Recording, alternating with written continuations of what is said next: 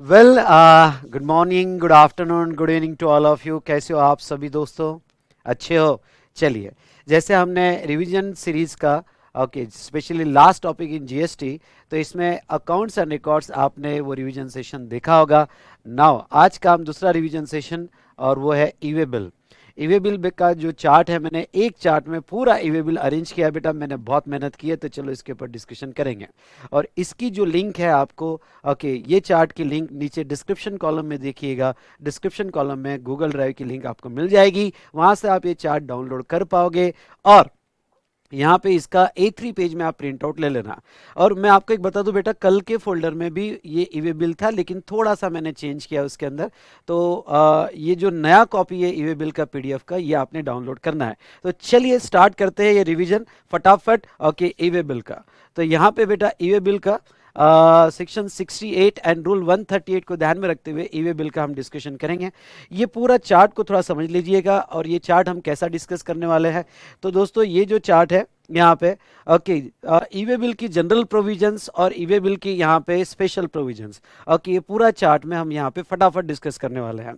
तो चलिए, general provision of e-way bill अगर मैं बात करूं बेटा, तो what is e-way bill and why it is required. E-way bill एक डिजिटल इंटरफेरेंस है, जो बिफोर मूवमेंट ऑफ गुड्स जो है उसका इंफॉर्मेशन, आपको गुड्स का इंफॉर्मेशन ऑनलाइन अपलोड करना है, यानी पोर्टल पे अपलोड करना है, और ईवे बिल जनरेट करना है। इसका रिलेवेंस क्या है? इसका रिलेवेंस है बेटा कि हैसल फ्री मूवमेंट है, मूवमेंट गुड्स की मूवमेंट का ट्रैक रखा जाएगा। टैक्स इवेजन, जो अभी फेक इनवॉइस, डमी इनवॉइस पे लोग क्रेडिट ले रहे हैं, ओके, तो ईवे बिल बनाने से कि गुड्स की मूवमेंट का ट्रैक होगा और टैक्स इवेजन कंट्रोल होगा। और यहाँ पे जो चेक पोस्ट थे हर स्टेट की, वो बाउंड्रीज एलिमिनेट होगी। ओके, तो ये कुछ फटाफट हमने देखे relevance of e-way bill. Now next सवाल ये है, who and when e-way bill is required to be generated. तो ईवे बिल किसे बनाना है? तो आरपी मतलब registered person, every registered person, वो रजिस्टर्ड पर्सन सप्लायर हो या रिसिपिएंट हो, या आप उसे कह सकते हो कंसाइनर हो या कंसाइनी हो। Okay, better way consignor, consignee ज्यादा अच्छा वर्ड है। ओके, तो कंसाइनर या consignee who causes the movement of goods, यानी जो रजिस्टर्ड है और वो causes the movement of goods, आपको ईवे बिल जनरेट करना है। ईवे बिल तीन केस में जनरेट हो सकता है। पहली बात तो कह दूं, ईवे बिल गुड्स का रहेगा, ओके, सर्विस का नहीं। और गुड्स का मूवमेंट का ईवे बिल आपको, अगर आपका सप्लाई होगा सेक्शन 71A 71B 71C के साथ, तो ईवे बिल जनरेट करना है। और आपका सप्लाई नहीं भी होगा, ओके, जस्ट स्टॉक ट्रांसफर होगा, तो भी ईवे बिल जनरेट करना है। या फिर due to inward supply from unregistered person, आपने अनरजिस्टर्ड पर्सन से परचेस किया होगा, तो वो सिचुएशन में भी आपको ईवे बिल जनरेट करना है। थोड़ा इसको और डिटेल में देख लेते हैं, voluntary generation and mandatory generation. जैसे ईवे बिल कब जनरेट होगा? अगर आपकी consignment value exceeds ₹50,000, I repeat, exceeds ₹50,000। अब वॉलंटरी और मैंडेटरी, वॉलंटरी जनरेशन में अगर 50,000 से कम आपकी कंसाइनमेंट की वैल्यू है या 50,000 है, तो आप ईवे बिल जनरेट कर सकते हो। लेकिन मैंडेटरी जनरेशन कौन से केस में होगा? तो मैंने यहाँ तीन केस अरेंज किए हैं कि अगर आपकी कंसाइनमेंट वैल्यू 50,000 के ऊपर है, तो आपको तो ईवे बिल बनाना ही पड़ेगा। ओके, जॉब वर्क के केस में, यानी ये दो केसेस ऐसी है, जॉब वर्क जहां इंटरस्टेट मूवमेंट है, या हैंडीक्राफ्ट गुड जहां इंटरस्टेट मूवमेंट है, वहां ईवे बिल आपको बनाना पड़ेगा। उसके बिना यहाँ पे, ओके, तो आपने वॉलंटरी बनाया हो या आपकी कंसाइनमेंट वैल्यू 50,000 से ज्यादा हो, तो आपने ईवे बिल बनाया हो, ओके, तो यहाँ पे रजिस्टर्ड पर्सन में भी consignor consignee causing the movement, उसे बनाना पड़ेगा। और ये registered person ECO, electronic commerce operator, courier agency या ट्रांसपोर्टर को भी ऑथराइज कर सकता है कि part A of the e-way bill वो बना पाए। नाउ जॉब वर्क और हैंडीक्राफ्ट गुड्स के केस में बेटा, जो ओके, अगर इंटरस्टेट मूवमेंट होगी, वेरी इंपॉर्टेंट, इंटरस्टेट मूवमेंट होगी, तो जॉब वर्क के केस में प्रिंसिपल या जॉब वर्कर अगर वो रजिस्टर्ड है, तो इनको ईवे बिल बनाना पड़ेगा। हैंडीक्राफ्ट गुड्स में अनरजिस्टर्ड पर्सन, यानी person exempted from registration, okay, अगर आपको याद होगा तो अगर सेक्शन 24 में मैंडेटरी रजिस्ट्रेशन में दो एक्सेप्शन है हैंडीक्राफ्ट गुड्स के। अगर इंटरस्टेट मूवमेंट होगा और आपका थ्रेशोल्ड से नीचे होगा, या सीटीपी होगा, और आप ओके, यहाँ पे सीटीपी और हैंडीक्राफ्ट गुड्स के सीटीपी होगे, तो वो केस में आपको कंपलसरी रजिस्ट्रेशन की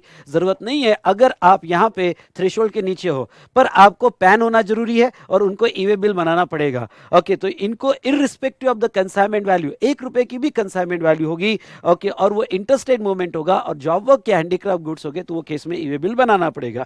चलो नेक्स्ट बेटा, डिटेल्स इन ईवे बिल, सुनो ध्यान से फटाफट, ओके, फटाफट रिवीजन होना चाहिए। Details in e-way bill, part ए और पार्ट बी, दो पार्ट रहेंगे ईवे बिल के, ओके, और फॉर्म होगा EWB01। अगर आपको लिखना है तो आप लिख सकते हो, ओके, सॉरी, यहाँ पे फॉर्म होगा बेटा EWB01। तो EWB01 में आपको पूरी डिटेल्स देनी है। ओके, पार्ट ए में GST of the supplier, place of dispatch का पिन कोड देना है, GST of the recipient, place of delivery उसका पिन कोड जैसा आपको देना है, डॉक्यूमेंट नंबर, ओके इनमें भी invoice, bill of entry, bill of supply, document date, value of goods, HSN code आपको देना है 5 करोड़ तक। ख्याल रहे HSN कोड 5 करोड़ तक आपका एग्रीगेट टर्न होगा तो 2 डिजिट, और 5 करोड़ के ऊपर होगा तो 4 डिजिट, और रीजन फॉर ट्रांसपोर्टेशन आपको पार्ट ए में देना है। एक इंपॉर्टेंट प्रोविजन जो आपके चैप्टर के एंड में दी गई है, और वो ये है कि अगर आपने 2 कॉन्सेक्यूटिव टैक्स पीरियड का रिटर्न फाइल नहीं किया या GSTR1 होगा तो पहले तो कंपोजिशन लेवी के केस में देखेंगे। कंपोजिशन लेवी ने अगर 2 टैक्सेबल पीरियड के रिटर्न फाइल नहीं किए तो वो कंपोजिट डीलर ईवे बिल नहीं बना पाएगा, उसका e-way bill part A freeze कर दिया जाएगा। और बाकी अदर केसेस में अगर 2 मंथ या 2 क्वार्टर के GSTR1 या रिटर्न नहीं दिए गए तो उसका e-way bill part A freeze कर दिया जाएगा। पार्ट बी की इंफॉर्मेशन में स्पेशली फॉर रोड होगा तो vehicle number for road okay उसको देना पड़ेगा, और ट्रांसपोर्ट डॉक्यूमेंट जो भी बनाया होगा वो आपको यहाँ पे उसकी डिटेल्स देनी पड़ेगी। लेकिन ये पार्ट बी की इंफॉर्मेशन ऑप्शनल है बेटा। अगर यहां पे आप within state goods move कर रहे हो, within state goods move कर रहे हो in a conveyance up to 50 kilometres okay from your business place to transporters place. बहुत सी बार ट्रांसपोर्टर्स सिटी के बाहर होते हैं, ओके सिटी के बाहर होते हैं पर सेम स्टेट में होते हैं, और आपकी ओके शॉप जो है गली कुची में है, ओके एक छोटे से एरिया में, और ओके ट्रक वहां नहीं आ सकता या ट्रांसपोर्टर वहां आने के रेडी नहीं है, तो आपको ट्रांसपोर्टर के प्लेस तक ले जाके लेना पड़ता है। और ये अगर ट्रांसपोर्टर की प्लेस अगर 50 किलोमीटर के अंदर होगी और सेम स्टेट में आपका गुड्स ट्रांसपोर्ट हो रहा होगा तो ईवे बिल तो जनरेट करना पड़ेगा। आई रिपीट, ईवे बिल तो जनरेट करना पड़ेगा, लेकिन पार्ट बी की इंफॉर्मेशन ऑप्शनल रहेगी, वो नहीं भी दिया तो चलेगा। चलो वेरी गुड, ये भी हो गया। चलो फटाफट determination of value. E-way bill के लिए जो 50,000 की कंसाइनमेंट वैल्यू निकाली जाएगी कि ओके वो कंसाइनमेंट वैल्यू सेक्शन 15 के हिसाब से सेक्शन 15(1) ट्रांजैक्शन वैल्यू, 15(2) की सभी एडजस्टमेंट, फिर उसमें टैक्सेस भी ऐड किए जाएंगे, उसमें ओके थर्ड पार्टी पेमेंट भी ऐड किए जाएंगे, इंसिडेंटल चार्जेस, इंटरेस्ट ओके और सब्सिडी वगैरह जो भी होगा ओके अगर ऐड होती है तो ऐड कर दिया जाएगा, पर डिस्काउंट का डिडक्शन मिलेगा।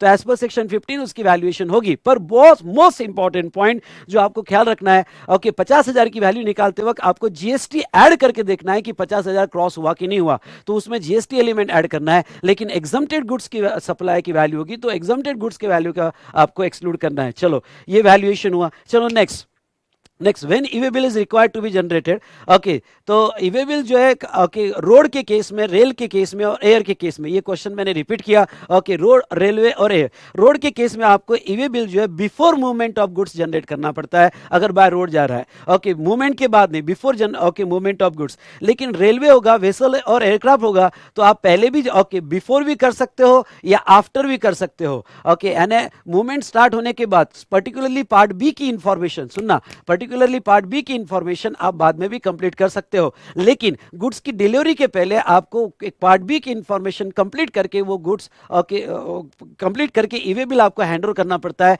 तो ही आपको गुड्स की डिलीवरी मिलती है। तो रेलवे और एयरक्राफ्ट में ओके स्पेशली पार्ट बी की इंफॉर्मेशन आपने बाद में किया तो भी चलेगा। अब बेटा बाय रोड में मैंने दो बातें की है, सेल्फ ट्रांसपोर्टेशन, थर्ड पार्टी यानी ट्रांसपोर्टर ट्रांसपोर्ट कर रहा है, ये पॉइंट ध्यान रखना। ओके सेल्फ ट्रांसपोर्टेशन होगा मतलब आपका खुद का व्हीकल होगा, ओके अपने खुद के व्हीकल में लेके जा रहे हो या हायर्ड व्हीकल या पब्लिक, लेकिन आपका व्हीकल है, ट्रांसपोर्टर सर्विस नहीं दे रहा है, आपने खुद हायर किया है, ओके वो व्हीकल या पब्लिक कन्वेंस में जा रहा होगा तो पार्ट ए और पार्ट बी की इंफॉर्मेशन दोनों यहां पे रजिस्टर पर्सन को देनी पड़ेगी हु कॉजिंग द मूवमेंट। लेकिन यहां पे ट्रांसपोर्टर के थ्रू आप ट्रांसपोर्ट कर रहे होगे स्पेशली बाय रोड, तो पार्ट ए की information register person who causing the movement उसको कंप्लीट करना पड़ेगा, और पार्ट बी की इंफॉर्मेशन आप ट्रांसपोर्टर को भी असाइन कर सकते हो, ट्रांसपोर्टर पार्ट बी की इंफॉर्मेशन यहां कंप्लीट करेगा। ओके नाउ यहां एक स्पेशल प्रोविजन में बताऊंगा, अगर ट्रांसपोर्टर यहां पार्ट बी की इंफॉर्मेशन कंप्लीट कर रहा है for generation of e-way bill, तो अगर वो जीटीए ट्रांसपोर्टर अनरजिस्टर्ड है तो ऐसे सिचुएशन में उसे यूनिक एनरोलमेंट नंबर ओके यानी ईवे बिल पोर्टल पे उसको यूनिक एनरोलमेंट नंबर जिसको यूईएन कहते हैं वो लेना पड़ेगा, वैसे रिकॉर्ड चैप्टर में हमने देखा। और अगर जीटीए रजिस्टर्ड है तो उसका जीएसटी उसे कोड करना पड़ेगा ईवे बिल में, अगर उसका जीएसटी नहीं होगा और उसके मल्टीपल रजिस्ट्रेशन हो गए तो वो केस में कॉमन यूईएन ले सकता है। देखो यूनिक एनरोलमेंट नंबर और कॉमन यूईएन में फर्क है, हमने अकाउंट्स और रिकॉर्ड्स में भी देखा था, तो यहां पे कॉमन यूईएन लेना पड़ेगा। इसका फायदा ये है कि उसको मल्टीपल जीएसटीएन जो है वो यहां पे ओके ईवे बिल में देने की जरूरत नहीं है, कॉमन यूईएन से काम बन सकता है। चलो ये तो प्रोविजन हमने ई वे बिल की देखी।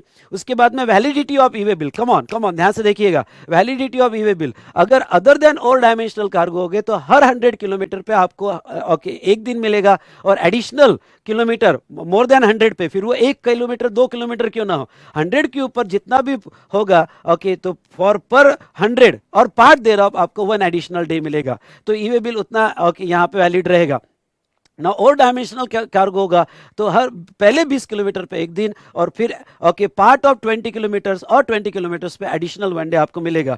लेकिन मल्टी मॉडल शिपमेंट होगी, कम ऑन ध्यान से सुनिएगा, मल्टी मॉडल शिपमेंट होगी। मल्टी मॉडल शिपमेंट का मतलब क्या, मतलब यहाँ पे कन्वेंस चेंज हो रहे हैं, ओके ट्रांसशिप हो रहा है और कन्वेंस चेंज हो रहे हैं, मतलब इसमें ओके पहले ट्रक है, फिर रेल है, फिर शिप है, ऐसे कन्वेंस अगर चेंज हो रहे हैं और कन्वेंस चेंज होके यहाँ पे गुड्स जा रहा होगा तो मल्टी मॉडल शिपमेंट जिसमें एक लेग शिप में होना चाहिए, कम ऑन ध्यान से देखिएगा, एक लेग अगर शिप में होगा तो ऐसे केस में वो दोनों में से ऊपर दिए गए दोनों में से कोई भी ऑप्शन ले सकता है, फिर उसका कार्गो ओवर डायमेंशनल हो या ना हो। ओके अगर मल्टी मॉडल शिपमेंट होगी और एक लेग शिप में होगा तो वो ओके वहां एक पोर्टल पे 100 किलोमीटर्स का एक दिन भी क्लेम कर सकता है, फिर उसको लगता है कि नहीं यार एक दिन में मैं 100 किलोमीटर्स कंप्लीट नहीं कर पाऊंगा, क्यों, क्योंकि इसमें कन्वेंस बदल रहे हैं, तो फिर वो एक दिन में 20 किलोमीटर्स का भी ऑप्शन ले सकता है, उसके ओवर डायमेंशनल और ओके यहाँ पे other than over dimensional cargo का कंडीशन अप्लाई नहीं होगा। चलिए वेरी गुड। ओके आपका ईवे बिल पीरियड जो 1 डे चालू होगा जिस दिन आपका ईवे बिल कंप्लीट हो जाएगा तब से,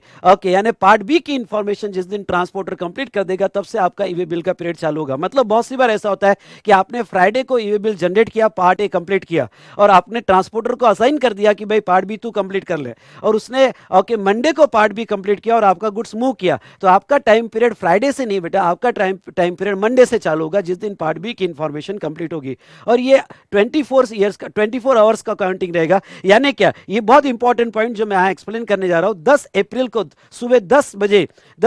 सुबह 10 बजे आपने ईवे बिल जनरेट किया तो पहला दिन मिडनाइट 12 बजे तक ही रहेगा, यानी 10 AM टू 10 AM ऐसा कैलकुलेट नहीं होगा। ओके इसमें हमारे ICA ने क्लैरिफिकेशन दे दिया है। ओके तो 10 AM टू 10 AM ऐसा कैलकुलेट नहीं होगा। पहला ओके आपका जो 24 आवर्स का जो टाइमिंग है, तो पहला जो आपका 12 AM में खत्म होगा, यानी ओके सुबह 10 से रात को 12 बजे तक मिडनाइट तक एक दिन खत्म हो जाएगा, और आगे का फिर ओके दिन 12 AM टू 12 AM चलेगा। Very very important, very very important. तो आपने पहले दिन अगर जितना लेट किया ईवे बिल बनाने के लिए उतना कम टाइम आपको मिलेगा। अगर आपने रात को 8 बजे ईवे बिल बनाया तो 4 ही घंटे आपको मिलेंगे एक पहला दिन, और उस 4 घंटे में 100 किलोमीटर से 20 किलोमीटर आपको कंप्लीट करना पड़ेगा, और बाद में फिर आपको 24 घंटे मिलेंगे। इसलिए मैं कहता हूं कि ईवे बिल मॉर्निंग में बनाओ तो ज़्यादा अच्छी बात है। चलो वेरी गुड, ये हमने देखा।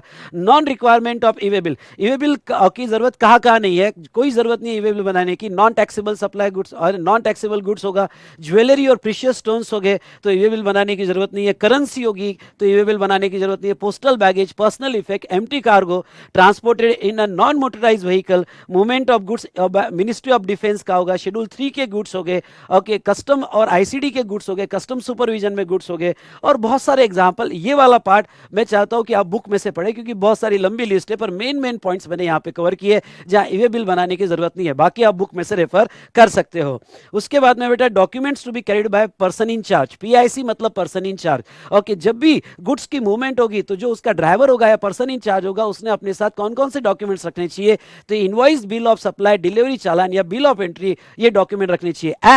एंड ईवे बिल उसके साथ में रखना चाहिए। पर ईवे बिल कैसे रख सकता है, आइदर वो फिजिकल फॉर्म में रख सकता है या e-way bill okay number in electronic form में भी रख सकता है, ईवे बिल जस्ट नंबर वो कैरी करे, या फिर अगर उसके कन्वेंस में radio frequency RFI, radio frequency identification, I repeat radio frequency identification device होगा, RFI होगा, आप एग्जाम में भी RFI लिख सकते हो। ओके तो रेडियो फ्रीक्वेंसी आइडेंटिफिकेशन डिवाइस होगा तो वो उस पर भी मैप किया जा सकता है।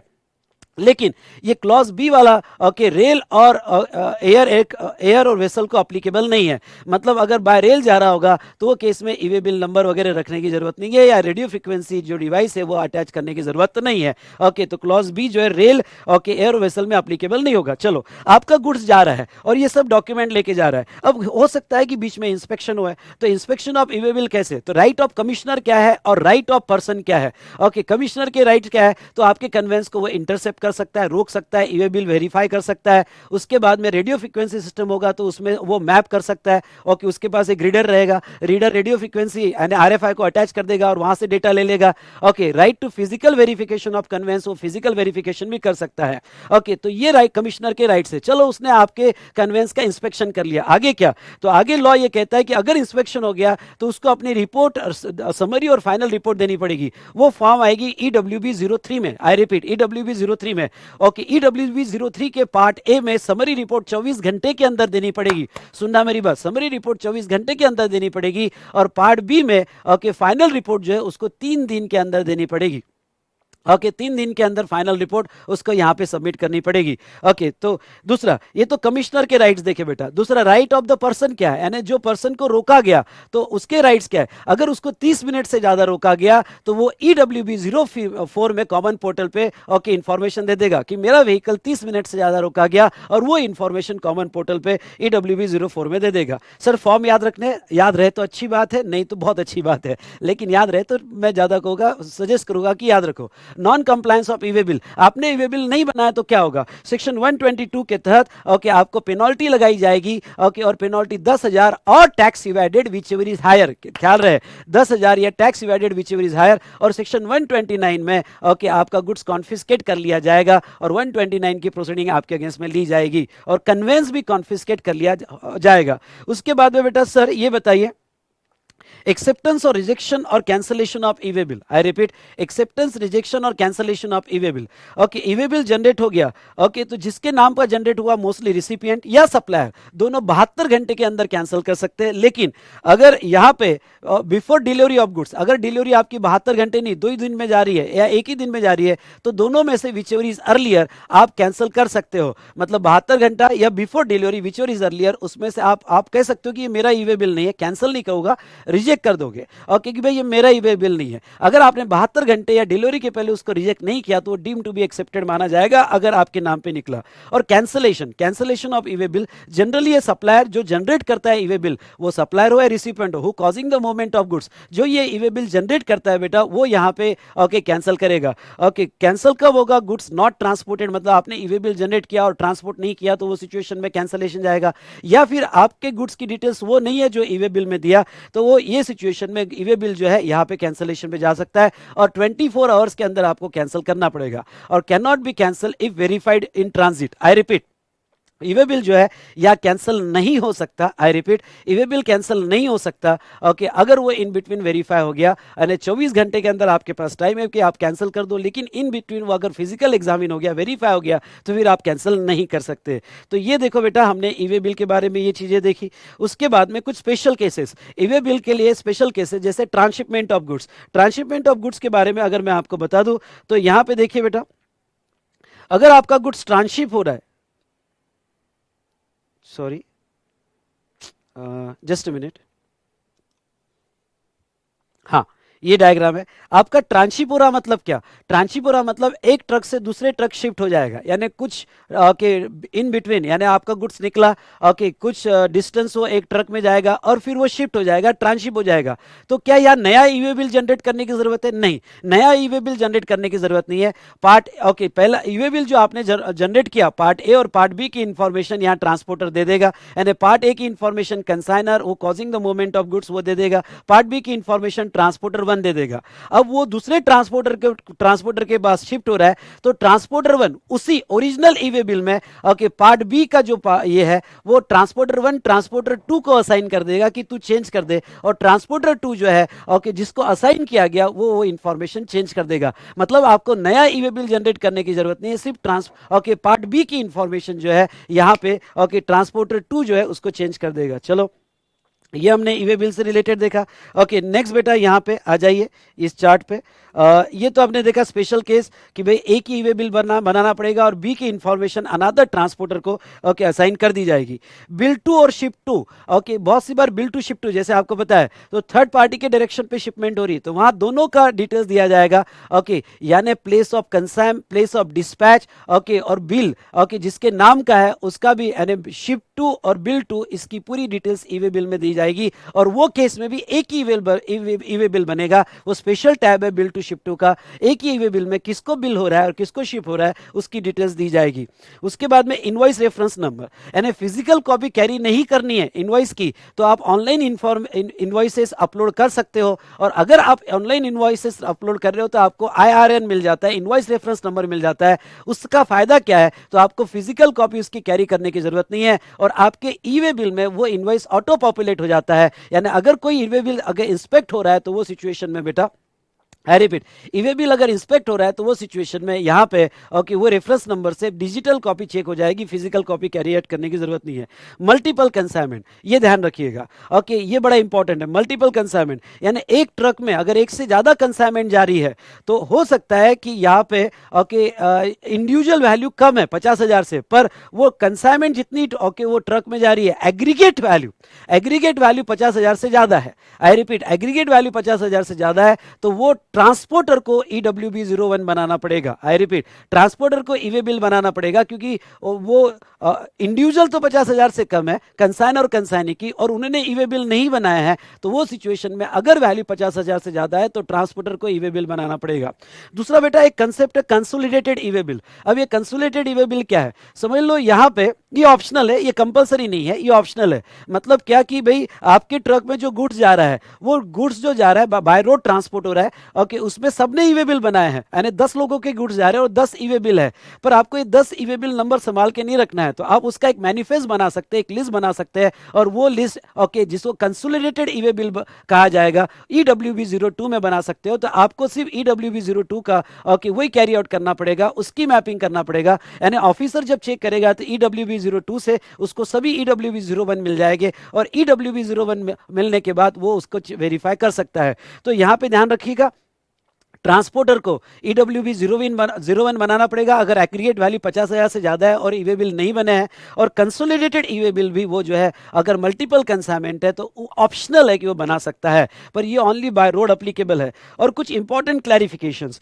ओके क्लैरिफिकेशंस क्या थे बेटा, transit of goods in a same state through another state, मतलब क्या होगा कि मैं अपने सेम स्टेट में ट्रांजिट कर रहा हूं लेकिन किसी और स्टेट के थ्रू, ओके मेरा ट्रक किसी और स्टेट के थ्रू आएगा और मैं सेम स्टेट में ट्रांजिट कर रहा हूं तो भी आपको ईवे बिल बनाना पड़ेगा। और अगर आप ओके सेम स्टेट में डोमेस्टिक टैरिफ ऐसे SEZ दे रहे हो या वाइस वर्सा होगा तो वो सिचुएशन में ईवे बिल बनाने की जरूरत नहीं अंडर CGST। ओके देखो ईवे बिल बेटा दो है, SGST लॉ का अलग है, CGST लॉ का अलग है।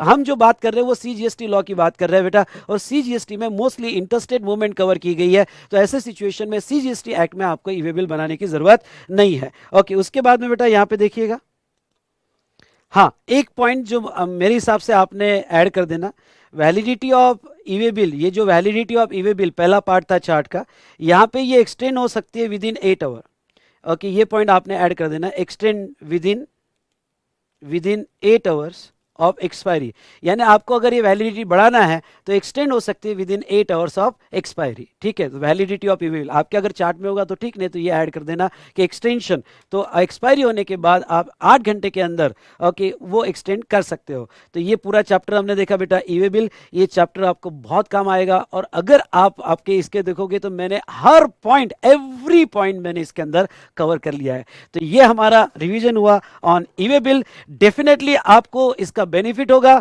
और आपको अच्छा लगा होगा रिवीजन में, तो एक लाइक बटन जरूर दबाइएगा। मुझे जरूरत नहीं है लाइक बटन की बेटा, ओके यहाँ 17 साल से ये सब्जेक्ट पढ़ा रहा हूं और मुझे सब्जेक्ट का नॉलेज मुझे पता है कि मेरे पास क्या है, लेकिन अगर आप किसी और को इसका बेनिफिट देना चाहोगे तो आजकल जमाना लाइक का है, लाइक देख के लोग वीडियोस देखते हैं, और कमेंट जरूर देना इसके ऊपर अगर आपको बहुत अच्छा लगा। तो बस मेरा गिफ्ट यही होगा कि आप कमेंट दो, क्यों, क्योंकि दूसरा स्टूडेंट्स आपके कमेंट पे जरूर देखेगा।